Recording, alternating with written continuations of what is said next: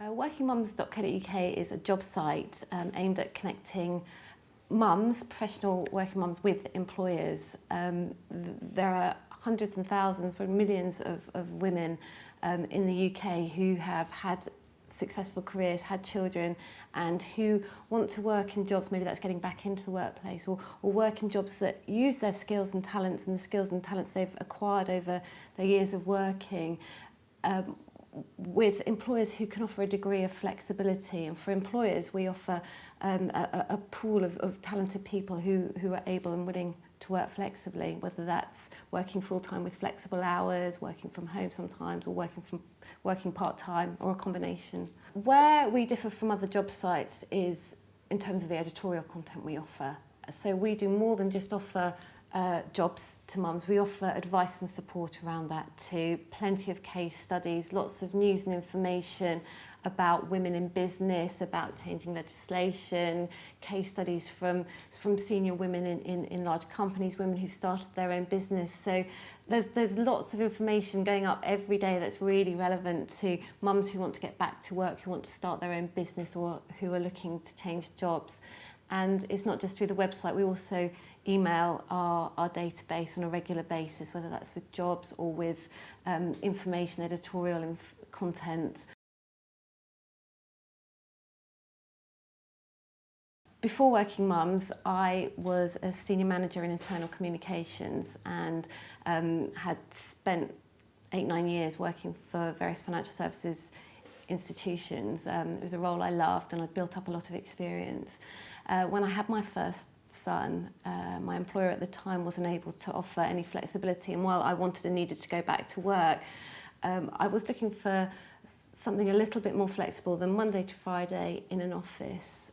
At that point, I decided that I would prefer to look for something that offered a little bit more flexibility. But what I found was, although there were jobs that I was interested in out there, it was actually hard to try and find them. I was going through agencies, I was looking in papers. There wasn't one place that I could go to find something that offered a little bit of flexibility. At the same time, my husband was running a small business himself, a business that was growing fast during the internet boom. They were looking for more employees to help on specific areas of the business, such as HR, such as on the financial side of the business. But as a small business, didn't need these people to work on a full-time basis. His challenge was trying to find experienced people who could provide the skills he needed for his business, but who were able to work at that time on a part-time basis. So really the two things happened at the same time, and the birth of my second son was the catalyst for starting Working Mums. I think having children is a great motivator for changing things, and I had an opportunity to work from home. My background, I had a lot of experience in terms of communications, website communications online, and my husband had an element of technical expertise in terms of knowing who to go to get the site off the ground, and that's really how we got Working Mums started. I did a lot of research before I even launched the business, and I had a business plan, quite a firm business plan that I'd put in place. It took a period of months to do this, and in terms of research, I'd spoken to companies from small employers and one-man bands through to large corporates to identify whether there was a need for the kind of service I was looking to offer. I also did a lot of research amongst my peer group of working mums through some viral marketing, which was really helpful. And then with some help from Business Link, some mentoring, got my business plan together. And yes, in the early days, I mean, certainly that business plan was invaluable, and has continued to be invaluable. For the first couple of years, I self-financed the business, and then 2 years ago we actually raised money, some seed capital from angel investors, and that really enabled us to push the business forward. We moved out of the kitchen and established a hub office in central London. We're still partly home-based, partly office-based. I was able to bring in a sales director and really grow the sales team. In the very early days, I was going through newspapers, seeing who was advertising. I was cold calling employers, getting them to advertise on the site for free. For the first 6 months, all advertising was free, and that was a deliberate. It was something we did deliberately to build up a database and to thoroughly test the concept as well to make sure that it was working. In terms of getting candidates to the site through viral marketing and the research that I'd done pre-launch, I had a database of women who were already interested in the site, and mums are great communicators, so word spread very quickly. And the other thing that happened, which I think was key in the early days, was we got some really good PR very early on, and that included a piece in the Sunday Times Star magazine, which was straight to our target market, and that really got the ball rolling. I mean, overnight we had literally hundreds of women registering, and likewise employers over the course of the next few weeks, and so really, and our databases grew from there.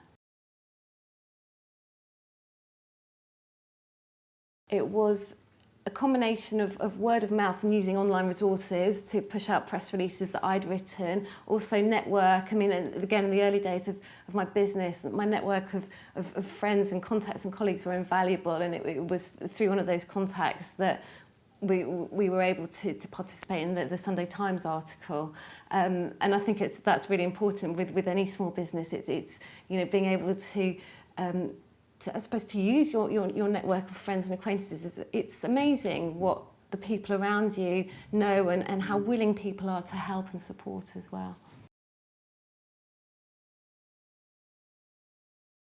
We're online, so search engine optimization is key. Content is key. It's king. In terms of being one click away. Making sure that in terms of key search terms that people use to come to the site, whether that's advertisers or candidates, that we're at the top. But we also we have a sales team of people who are either going out and meeting clients face to face. Certainly in the case of the larger clients, who other members of the team are on the phone. We have a good referral rate as well amongst our employees, and of course our regular advertisers. And then PR continues to play a key role. We do a lot of marketing to our database as well. When I started the business, I had in my mind, in the back of my mind, that I was going to grow it organically and slowly and build it up. But it became very clear early on that the opportunity was there and there to be taken at that point. So I started off with one other person helping me on the sales side and general admin.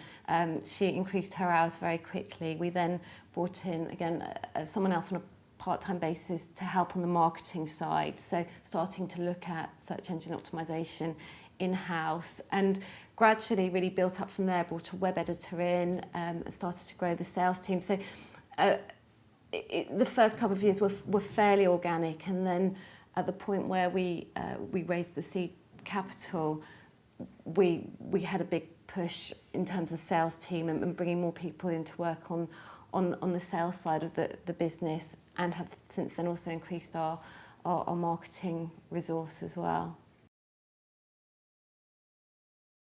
We're continuing to look at different products and different offerings that we can provide to our advertisers. And over the last year, for example, we've increased the product offerings in terms of the branding and profile we can offer to advertisers to help them get their brand as an employer out to our database. This year we've also started working on events. We've launched 2 events this year, Top Employer Awards, which is happening in October, and then Working Mums Live, which is really doing what it says in the can, and it's an exhibition which brings all we have on the Working Mums website to life, the Business Design Centre in Islington, with employers and franchises and business advice. It's having people with the skills and experience you need for your business, working hours that suit your business. As a small business, you don't always need, for example, a great HR person 5 days a week, but you might need them 2 or 3 days a week. Or again, if you have the technology, you can help save on overheads by having somebody working from home part or all of the time. By offering flexibility, you're also you'll be able to access people with huge skills and experience who might not otherwise have applied for a Monday to Friday 9-to-5 job.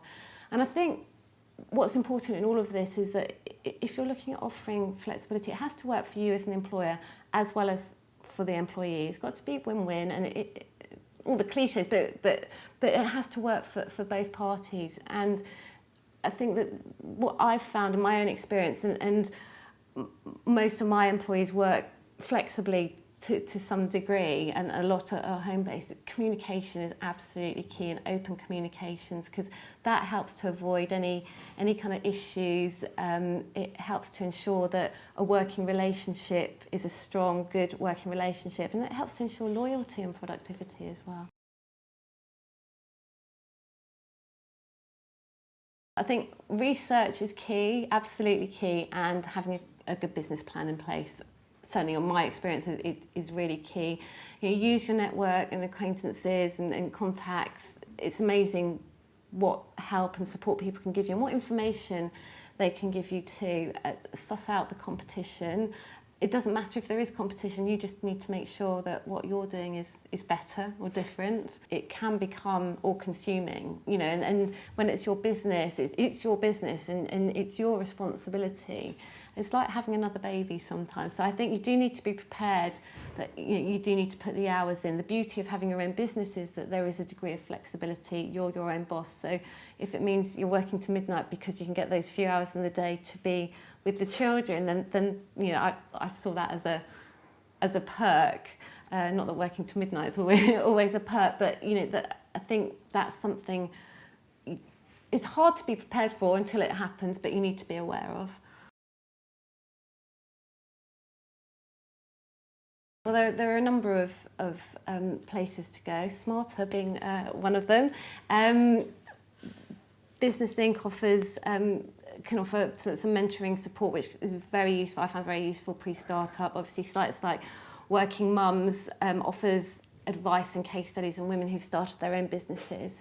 And then there are other networking sites for female entrepreneurs, such as Every Woman, which are all good places and full of people giving advice too.